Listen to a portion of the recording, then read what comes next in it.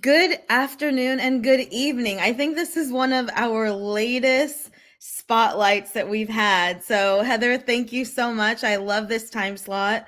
And in just a second, I'm going to ask our amazing guest, um, Heather, to introduce herself. But before I do, I want to say that this is kind of fun because this is our third spotlight in 2 days. I've never done this many back to back, but it's right. You saw the process, Heather. So it's kind of like a free for all once you get the invite, and I never know when it's going to show up on my calendar. Besides, like the small parameters I have around it. So It's exciting. yeah, it is. It is. It's exciting for everyone. It's like a big surprise. So anyway, again, the Flex Your Influence Spotlight is a time where I bring someone on to talk about what's going on in their business in some way, in conversation, or when we met, something just was like kind of electric about the people that I bring on. And I want to do what we can to share it with the world and do our part to help keep us inspired and keep our eyes focused on like the goodness of the world and have some fun along the way. So Heather, please introduce yourself, tell us a little bit about your business, and I'm going to tell them our how we met story though. Okay. Okay. So my name is Heather Boddy. Thank you all so much for being here. And thank you, Margaret, for having me. I am an inclusive fitness professional here in New York City. And when I say inclusive, what I mean is that I really strive for more inclusivity in fitness settings in terms of diversity, both in size and in the types of people who show up. And that includes gender, color, all of those sorts of things that just make a more rich fitness life. And the fitness culture can kind of be a little bit toxic and only showcase one type of body. And it's normally a thin white woman or a muscly white man. And so when I say I'm an inclusive fitness professional, it's about breaking those barriers and showing that fitness can be about more than just those bodies that we Yeah. normally see. So And that's what I do. I will say for the fitness industry, we might see a diversity now in like in color and in ethnicity and all of that. But what I we don't see a lot of is the diversity of like bodies, body type and all of that stuff. Exactly. So, but you're right. It's generally like this one thing, and it's like, oh, okay. Like growing up, you're like, oh, I don't look like this one thing that's perfection. So then what does that say about me? Exactly. There's a standard, and it's actually literally called a societal standard. A So, societal standard. mhm. Exactly. Oh boy. So Heather has this amazing, rich background that I had zero idea about when her and I met.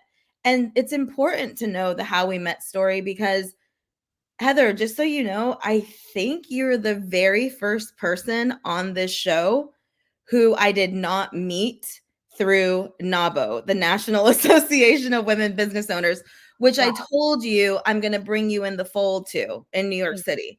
Yeah. please. So consider that done, and we have a lot of exciting things happening there. And so you can join a committee and just start anyway. You're the first person who I don't know from that. And so Heather and I met in New York, just as happen chance, as friends going into the same place, doing the same things. And I just knew that I liked you. I'm like, I know I liked you. I took a liking to you before I ever even had a conversation with you. But then one day we just started talking, and you started telling me about your business, and I was like, "Oh my gosh." Like, I've known you for several months now, and I didn't know that part of you, but once I knew, I was like, "Oh, this is awesome." But before that, we became friends on Instagram. Yeah. And we will put your Instagram into I should have put that in the show notes, but I will, if that's okay with you. Yeah, please do. Yeah. Yeah. And I saw all of your cosplay. Yeah. And I was so taken back by your amazing transformations and everything that you do. So in a second, I'm going to ask you like, you know, about that side, and even how you like your first time, like your first character. I would love to know that. But in, you know, knowing that you were a safe place, and I had never said this before, I think I whispered to you, I was like, you know, I think one day I would like to dress up for some kind of a Star Wars event. Yep. And And like I go was all like, out. Like I'm talking like gold paint, you know, like being C3PO, not Leia. you whispered that to the right person for sure. I know, right? So I know this is gonna happen. And then you know my love of Disney. So like there's, and what I love about New York City, Heather, is that we have endless like events that happen there. Yeah. So here we are. And we could actually get dressed up and just do whatever we want in New York City. Yeah. And I do that for fun, just with my friends. Yeah. Right? We could just make our own festival. I'm sure I could grab a couple of people who'd love the opportunity. But anyway, okay, we're being funny, but a lot of this wrapped around creativity. And so Heather, just tell us a little bit about your cosplay and how you got, yeah, whatever you'd like to share with us. Yeah. So I love that you brought this up. And I have always been a creative person. I went to a performing arts school growing up, which I don't know if you know that about me. I went from fourth grade through 12th grade. So for 9 years of my life, I was at a performing arts school. And I was brought up surrounded by the arts. And I thought that was normal and regular. And it was very diverse. And it was a wonderful way to be brought up around such creative people. Mhm. And when I became an adult, I realized that not every young person gets the same experience that I did, not only with the diversity of the types of people that they were around, but also the amount of creativity that they were surrounded by. And it makes me a big advocate now to keep art in schools, and not just like Mm. visual art, but you know, music, drama, Yep. all of the things that could be considered artistic or creative endeavors, Yeah. because I think it enriched my life in a Yeah. way that I would not have been if I did not go to this performing arts school. And I am privileged to have had that. I'm privileged and grateful to have had that upbringing and to know that about myself and bring creativity into everything I do. Because I was raised that way, it is a natural skill of mine, I would say. Yeah. And not everyone can say that. But I think creativity is a great outlet for any area in your life, whether it is, you know, a form of therapy for you, whether it is a way like in cosplay. One thing that's very near and dear to my heart is interviewing cosplayers about why they cosplay the characters that they love. And for anyone who might not know what cosplay is, it's Oh, yeah. short for costumed play, and it's like costume play put together, and basically it is dressing up as characters. They don't necessarily have to be fictional, because some people cosplay like Lady Gaga from one of her music videos or Taylor Swift from her concert, that kind of thing. So it doesn't necessarily have to be a fictional character, but it's essentially getting dressed up as a character or caricature of someone you admire. And you don't have to necessarily be acting the role, like you're not pretending to be them. You can if you want, but it's really just about embodying the person and showing your love for that person through their costume, through their dress, the way they dress.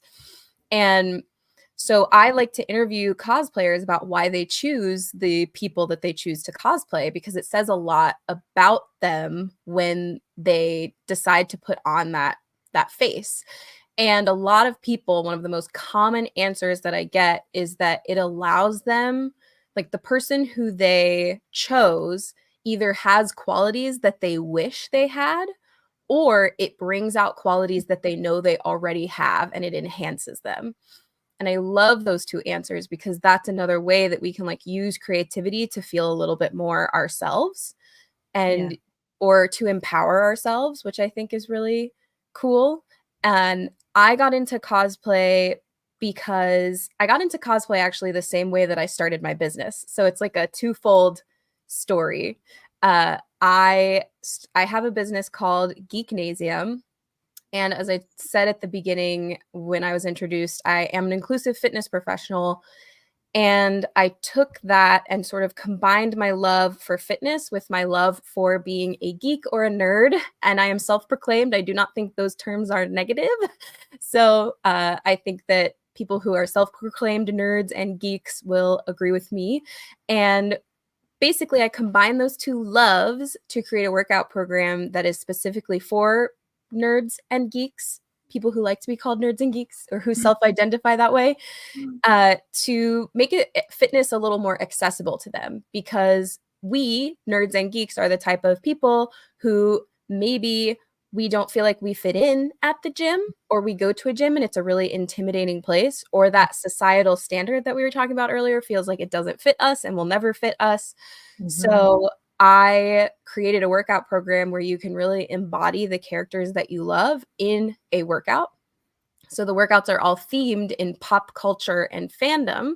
If you don't know what fandom means, it's really just being a fan of a thing and being part of a community that is also fans of that same thing. So that's what fandom is.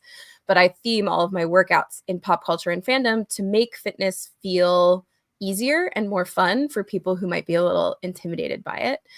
And the way I came up with the idea, it didn't come to me overnight. It took me a few years to discover that this is what I wanted to do.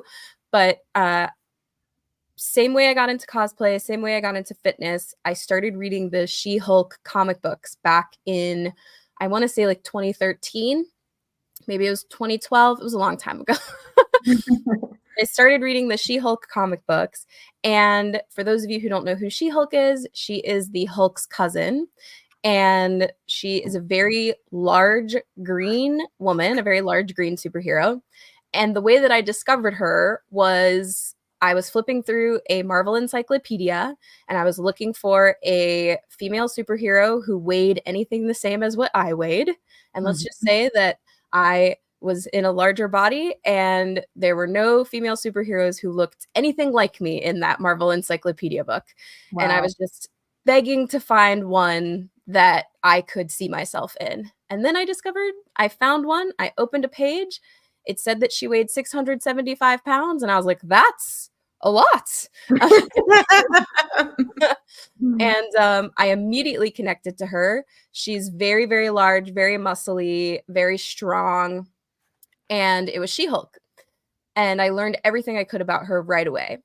And to give you a little bit more backstory about my creative side, my coming to New York story, really, I moved to New York about 12 years ago because I wanted to pursue a career in acting. And if you look at my LinkedIn, you'll see a lot of my acting credits. I have, that's when I moved here. I was very focused on that. And what was happening to me when I first moved here is I was kind of being criticized for the way that I looked. It wasn't outright, but it was backhanded things that casting directors would say about that I didn't really look like a leading lady, or that I wasn't, I didn't look the part. I just was put in these boxes. And so, and I also got some feedback from a casting director where she told me that she thought I was talented, but she'd never seen a casting breakdown that she thought I would be good for. So to me, what I heard when she said that was that I was uncastable, and it was really heartbreaking. And so I started going to the gym to punish my body for what it looked like. And I was beating myself up, and I was really, I was telling myself that if I was thinner, I would be better. And if I was thinner, I could get better roles and that kind of thing. And it really kind of broke my self-confidence, and I did not feel good about myself when I was taking myself to the gym for those reasons. And discovering She-Hulk and finding as much out about her as I could really helped mend my negative relationship with fitness. Because when I started reading the She-Hulk comic books, I was discovering these things about her, like how she has control over being in her Hulk form, which is like large and green and very muscly.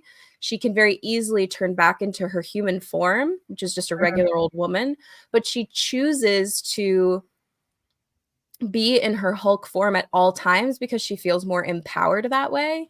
And it was the first time that I had ever seen a woman existing Ooh. in that way outside of Mhm. the societal standards. And choose it. Yeah, and choose it. She Yeah. chose it. Yeah. Yeah. And I thought Yeah. that was really cool and really empowering. Yeah. And she dates, she has her own practice. It was like I was seeing all these different sides. Like she's not just a superhero, she's a lawyer and she's a single woman who's like trying to Yeah. find a partner. And I just really saw myself in her.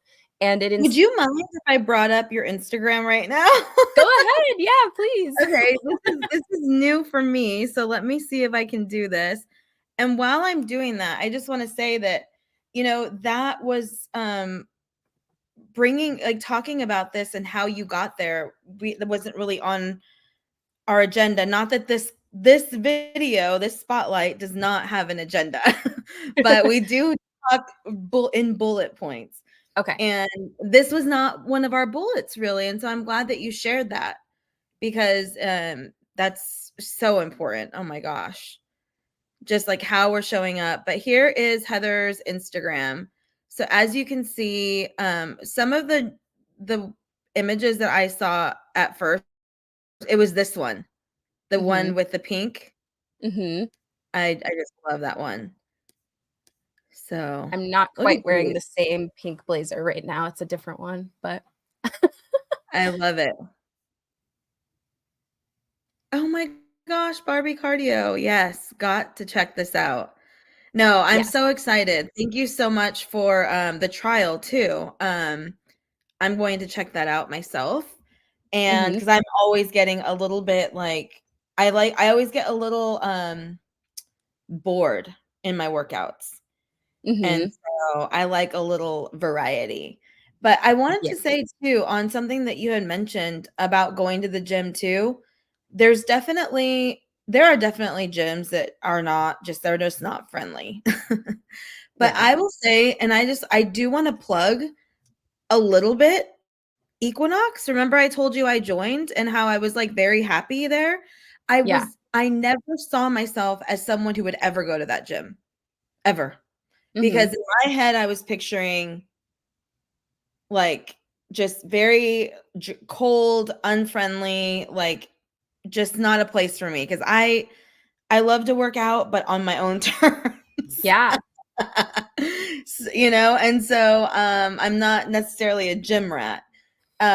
So I have found that that's completely untrue there. Like I feel so welcomed. I feel at home at every single one I've been to so far in the city. So that's good. However, I am 43. And I think this is also like a thing in our own head. It's like, what am I, right? So there's like two things at play. But I mean, that's a lot. And I don't want to claim to be an expert in any of that. But Yeah. there's a No, lot to work through. Yeah. yeah, I think it's like it's a combination of things. It is like it's the clientele and the culture. Yeah. And I have had older clients. So I work when I'm not working at my own business, I work at New York Sports Club and I have a couple of clients Do that you really? I don't think I knew that. yeah. I work at New York Sports Club. That's where I teach classes there. Yeah. Oh my gosh, I And love that. and I have clients who are a little bit older, much older than you, but like a little bit Yeah. older who had to leave Equinox because they felt unwelcome there because of their age. They feel like the Okay. clientele at Equinox is much younger than them, and so they Okay. felt a little safer coming to a gym where the clientele is a little older, Sure. Yeah. you know? So it Yep. makes sense, and I would say to, like, test them out. A lot of Mhm. gyms have, like, intro offers where you can get, like, a not it's not like a free trial like I have with my program, but there are, like, you can get a $30 three-day pass or something like that where you Yeah. can try the gym at a low entry fee Yeah. and see how it feels for those first few days. Take classes, go to use those intro offers at as many places as possible before you just pick one and decide that that's the one, Yeah. which I feel like a lot of people just kind of do. They just kind of Mhm. maybe word of mouth and definitely use that too. Like ask your friends where they go because if Yeah. you have friends who go there, then you'll automatically have an accountability buddy, that kind of thing. But I do think that some people feel a little roped in and trapped in whatever they choose. And that is true. I It am is not gonna lie. true. Working for a gym, Yeah, it's working hard for to get out. corporate, it is hard to get out. So that's why I say, like, intro offers as much as you can. And of course, that means you'll be on some email lists. You might have to give your phone number to some people. But I think Yeah. it's worth it in order to find a place that feels right for you and find a place that feels like home. Yeah, And that's yeah. awesome. Mhm. And not every branch of that gym is the same, because I've Yeah. heard some of, other members say, "Oh, I would never go to blah blah blah blah blah again because it was awful." But anyway, Yeah. yes, picking a gym is difficult. I don't know if I told you, but I took like 6-7 months to figure out which gym I was going to, because it's a big decision, because it feels like you're signing a lot. Yeah. But good to know that you're at New York Sports Club. I love that. Yes. Okay, I want to ask you a question about your business. So, what are you excited about your business? Like, what's going on in your business right now? What has you most excited? I am taking my workout program Geeknasium to more conventions recently. So comic conventions like New York Comic Con. The next one that I have coming up is C2E2, which is in Chicago. It stands for Chicago Comics and Entertainment Expo. Wow. And so I travel with my workout program. I take it to conventions to give these self-proclaimed nerds who might not know about it a little sneak peek into what it's like, and to talk about body image and cosplay and fitness and cosplay in a more positive way, because I feel like there are a couple of different ways it can go, where there is a more toxic stream of fitness influencers, and I'm going to put that in quotes because I don't think they're certified fitness Yeah. influencers who kind of rope cosplayers in using their physique and say, if you work out and eat like me, you'll look like me. And that is not true. Unfortunately, Yeah. you can work out the exact same way and eat the exact same way as someone, and you will never look exactly like them. Yeah. And so I try to be as realistic as possible when I go to these conventions and talk about how it's more important to work out to feel like the character rather than to work out to look like the character, because That. that's more empowering. Yeah. Yeah. And Well, so and that's what I do. I like about what you're doing too is that if you're introducing a group, and obviously there are people who already work out who go to these events, but you could be like just helping someone in their health to Mhm. know that it's like we might not go to the gym, but here's some things that we can do to move our body. And I mean, and this is how it all wraps together, Heather. It's like one of the things that we were talking about in our initial conversation was, I was telling you, I had my laptop out at a restaurant like I do often, Mhm. because for some reason that environment does something for me. Yeah. And it doesn't do it all the time, but it's a pretty good, like, has a good track record. So I was saying we need to find, that thing that brings out your most creative. And when I saw your Instagram, I'm like, wow, you really go to that next level. And to me, like for me, the next level that I do are my long walks, where I just like one day I'm like, okay, I'm getting ready. Oh, I'm going to walk 16 miles right now. Woo! Yeah. But that's like I would say like my big thing that I do to get in my zone. But uncovering that for yourself, I think is so important. Yeah. So, and I just love that you're doing so much with it and that you're so open with it. And I just thought it was great. And to be honest with you, I work mostly with like business to business clients, and yesterday we were talking about burnout and whatnot, but this topic to me is so fun and also so important to remind everyone, like maybe it's not cosplay for you, and maybe it's not a 10-mile spontaneous walk, but what is it, right? What's that thing that's gonna like bring you a lot, and then I know you're all about that too, because in our conversations you've always been so complimenting when it comes to like giving ourselves permission to do X, or not taking ourselves too seriously. Do you know what I'm talking about? Yeah. Yeah, I do think that there's a lot of that happens in whatever industry it is that you're working in. Like I feel as though there can be room for more play in anything that you do. And something that I do as a day job outside of fitness and my business is I work as a nanny, and I think that has helped keep me a little bit more playful in everything else that I do. But for anyone who's out there who has a business and they're struggling with play, like, what would your inner child want to do? Like, how can you play a little bit more? Because everything I do right now with my life is something I wanted to do when I was a kid. When I go back and look at the things I liked to do as a kid, I liked to record songs off the radio and choreograph dances to them. I loved dancing and singing and moving my body to like Disney sing-along tapes. Like all of these things that I loved to do, I'm doing now, but like an adult version of. Like I'm choreographing workouts and I'm picking music from the same sort of like stuff like Disney and that kind of thing. It's like I never sort of let that inner child go. And my life sort of came full circle through honoring, and I didn't realize I was doing it at the time, but like really through honoring my inner child and what I loved to do as a kid. And I think that's really important to look back on if you are feeling stuck. Like, what the heck did you love to do as a kid, Yeah. I love that. And just so you know, I did an 8-month leadership program through this amazing organization in USC, and one of the main topics was addressing some of these things. Amazing. So it's really, it really is important to not forget about who we were as kids. And to be honest with you, I have never really said this like this, but I do believe that a lot of like what I do and how I approach life has to do with how long I played house.